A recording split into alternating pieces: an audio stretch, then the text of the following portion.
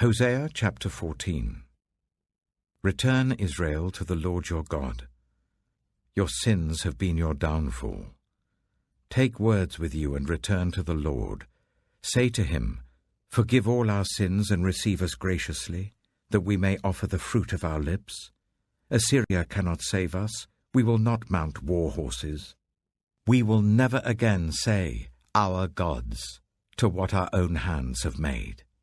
For in you the fatherless find compassion. I will heal their waywardness and love them freely. For my anger has turned away from them. I will be like the dew to Israel. He will blossom like a lily. Like a cedar of Lebanon he will send down his roots.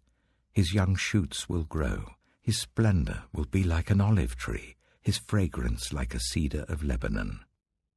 People will dwell again in his shade.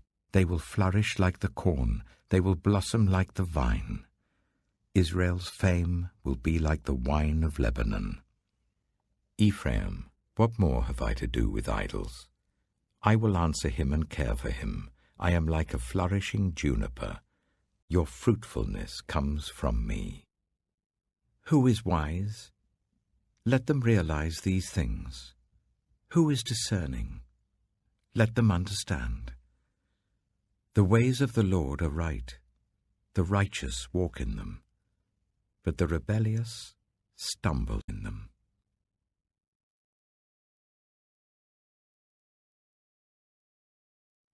The Book of Joel. Joel chapter 1. The word of the Lord that came to Joel, son of Pethuel. Hear this, you elders. Listen, all who live in the land. Has anything like this ever happened in your days, or in the days of your ancestors? Tell it to your children, and let your children tell it to their children, and their children to the next generation. What the locust swarm has left, the great locusts have eaten. What the great locusts have left, the young locusts have eaten. What the young locusts have left, other locusts have eaten. Wake up, you drunkards, and weep. Wail, all you drinkers of wine. Wail because of the new wine, for it has been snatched from your lips. A nation has invaded my land, a mighty army without number. It has the teeth of a lion, the fangs of a lioness. It has laid waste my vines and ruined my fig trees. It has stripped off their bark and thrown it away, leaving their branches white. Mourn like a virgin in sackcloth, grieving for the betrothed of her youth. Grain offerings and drink offerings are cut off from the house of the Lord. The priests are in mourning, those who minister before the Lord. The fields are ruined, the ground is dried up, the grain is destroyed, the new wine is dried up, the olive oil fails. Despair, you farmers, wail, you vine growers, grieve for the wheat and the barley, because the harvest of the field is destroyed. The vine is dried up and the fig tree is withered, the pomegranate, the palm and the apple tree, all the trees of the field are dried up. Surely the people's joy is withered away. Put on sackcloth, you priests, and mourn. Wail, you who minister before the altar. Come, spend the night in sackcloth, you who minister before my God. For the grain offerings and drink offerings are withheld from the house of your God. Declare a holy fast. Call a sacred assembly. Summon the elders and all who live in the land to the house of the Lord your God, and cry out to the Lord. Alas for that day! For the day of the Lord is near, and it will come like destruction from the Almighty. Has not the food been cut off before our very eyes? Joy and gladness from the house of our God. The seeds are shriveled beneath the clods. The storehouses are in ruins. The granaries have been broken down, for the grain has dried up. How the cattle moan! The herds mill about because they have no pasture. Even the flocks of sheep are suffering. To you, Lord, I call. For fire has devoured the pastures in the wilderness, and flames have burned up all the trees of the field. Even the wild animals pant for you. The streams of water have dried up, and fire has devoured the pastures in the wilderness. Joel chapter 2. Blow the trumpet in Zion. Sound the alarm on my holy hill. Let all who live in the land tremble, for the day of the Lord is coming. It is close at hand, a day of darkness and gloom, a day of clouds and blackness. Like dawn spreading across the mountains, a large and mighty army comes, such as never was in ancient times, nor ever will be in ages to come. Before them, fire devours. Behind them, a flame blazes. Before them, the land is like the Garden of Eden. Behind them, a desert waste. Nothing escapes them. They have the appearance of horses. They gallop along like cavalry. With a noise like that of chariots, they leap over the mountain tops, like a crackling fire consuming stubble, like a mighty army drawn up for battle. At the sight of them, nations are in anguish. Every face turns pale. They charge like warriors. They scale walls like soldiers. They all march in line, not swerving from their course. They do not jostle each other. Each marches straight ahead. They plunge through defenses without breaking ranks. They rush upon the city. They run along the wall. They climb into the houses. Like thieves, they enter through the windows. Before them the earth shakes, the heavens tremble, the sun and moon are darkened, and the stars no longer shine. The Lord thunders at the head of his army. His forces are beyond number, and mighty is the army that obeys his command. The day of the Lord is great, it is dreadful. Who can endure it? Even now, declares the Lord, return to me with all your heart, with fasting and weeping and mourning. Rend your heart and not your garments. Return to the Lord your God, for he is gracious and compassionate, slow to anger and abounding in love, and he relents from sending calamity. Who knows? He may turn and relent and leave behind a blessing, grain offerings and drink offerings for the Lord your God. Blow the trumpet in Zion, declare a holy fast, call a sacred assembly. Gather the people, consecrate the assembly, bring together the elders, gather the children, those nursing at the breast. Let the bridegroom leave his room and the bride her chamber. Let the priests who minister before the Lord weep between the portico and the altar.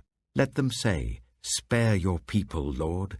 Do not make your inheritance an object of scorn, a byword among the nations. Why should they say among the peoples, where is their God?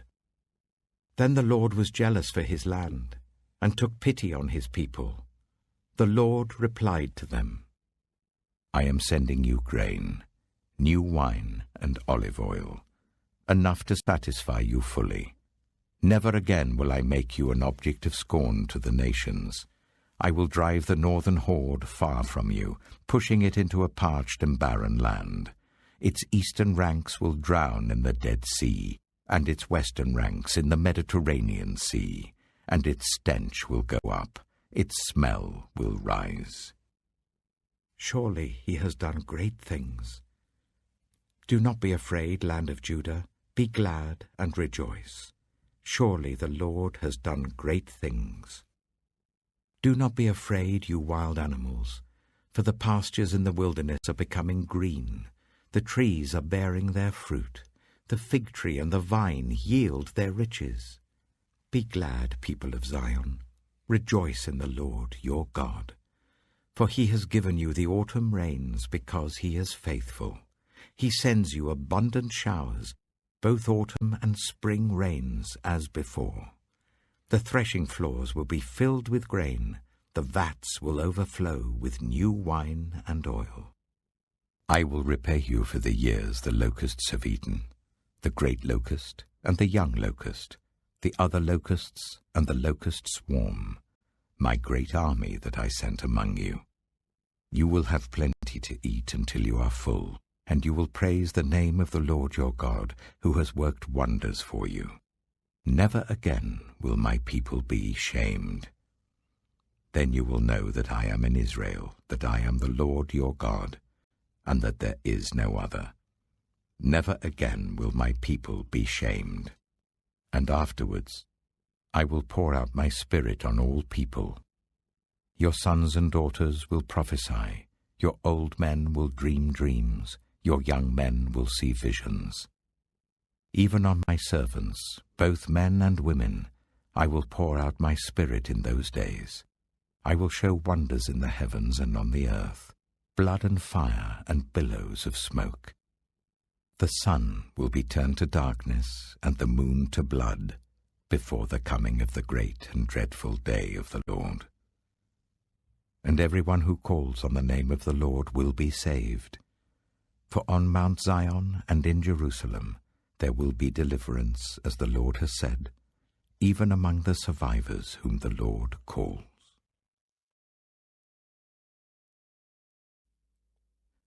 Revelation chapter 8. When he opened the seventh seal, there was a silence in heaven for about half an hour. And I saw the 7 angels who stand before God, and 7 trumpets were given to them. Another angel, who had a golden censer, came and stood at the altar. He was given much incense to offer with the prayers of all God's people on the golden altar in front of the throne.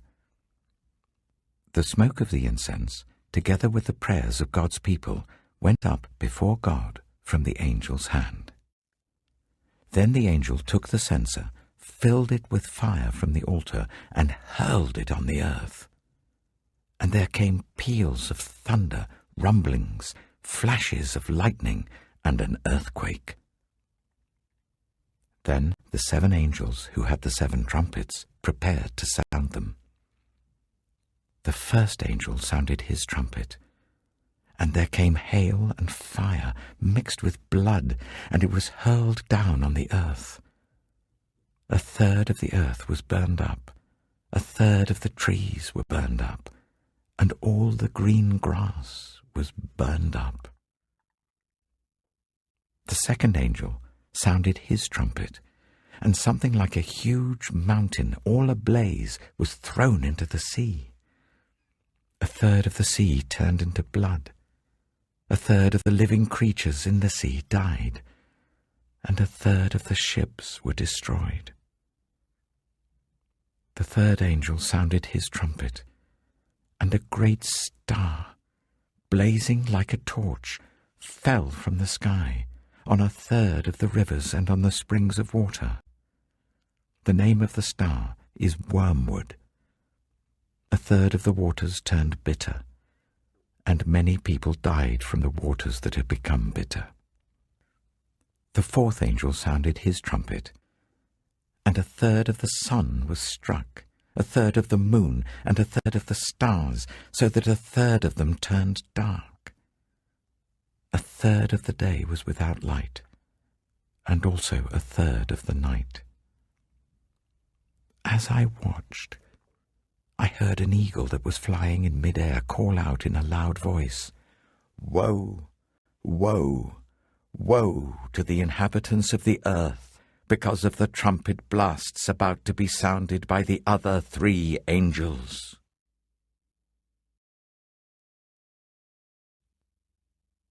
Psalm 136. Give thanks to the Lord, for he is good. His love endures forever. Give thanks to the God of gods. His love endures forever. Give thanks to the Lord of lords.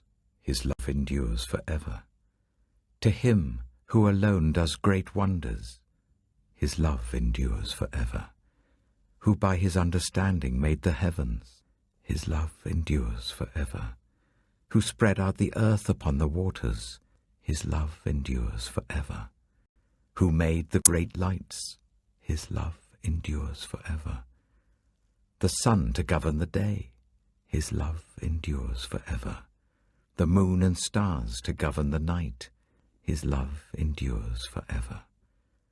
To him who struck down the firstborn of Egypt, his love endures forever, and brought Israel out from among them, his love endures forever. With a mighty hand and outstretched arm, his love endures forever. To him who divided the Red Sea asunder, his love endures forever, and brought Israel through the midst of it, his love endures forever. But swept Pharaoh and his army into the Red Sea, his love endures forever. To him who led his people through the wilderness, his love endures forever. To him who struck down great kings, his love endures forever, and killed mighty kings, his love endures forever. Sihon, king of the Amorites, his love endures forever, and Og, king of Bashan, his love endures forever, and gave their land as an inheritance, his love endures forever, an inheritance to his servant Israel, his love endures forever.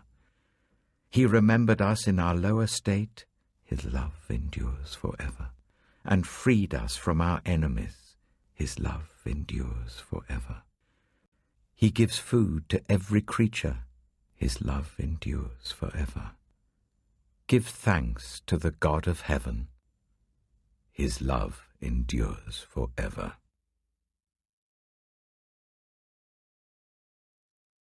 Proverbs chapter 23.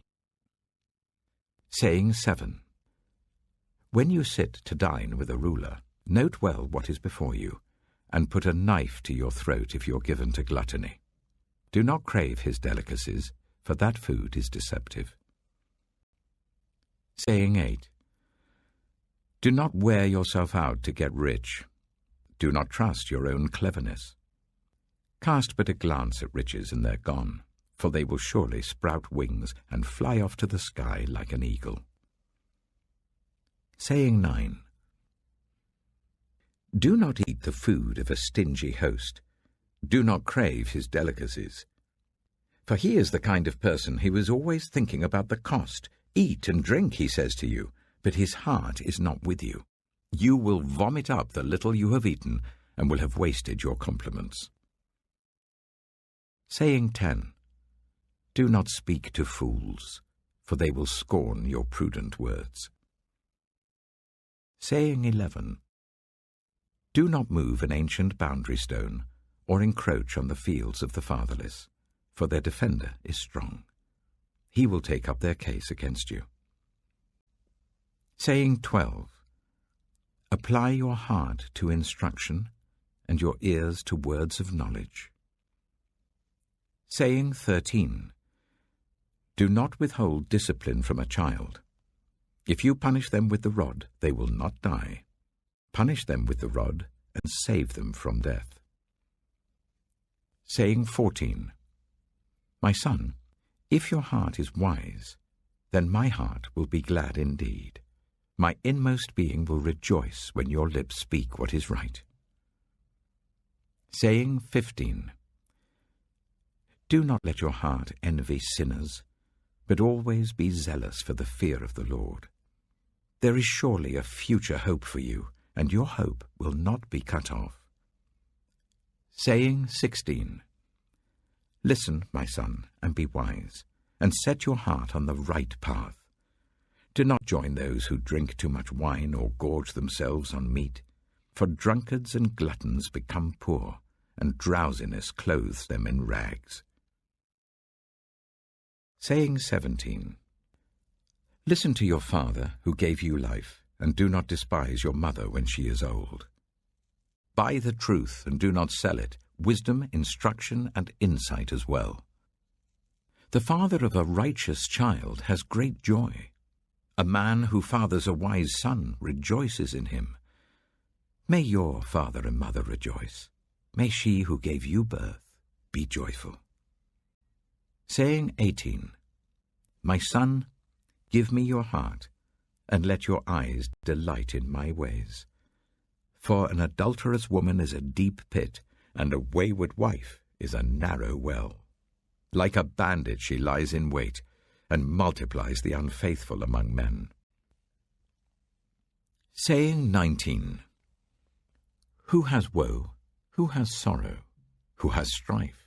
Who has complaints? Who has needless bruises? Who has bloodshot eyes? Those who linger over wine, who go to sample bowls of mixed wine. Do not gaze at wine when it is red, when it sparkles in the cup, when it goes down smoothly.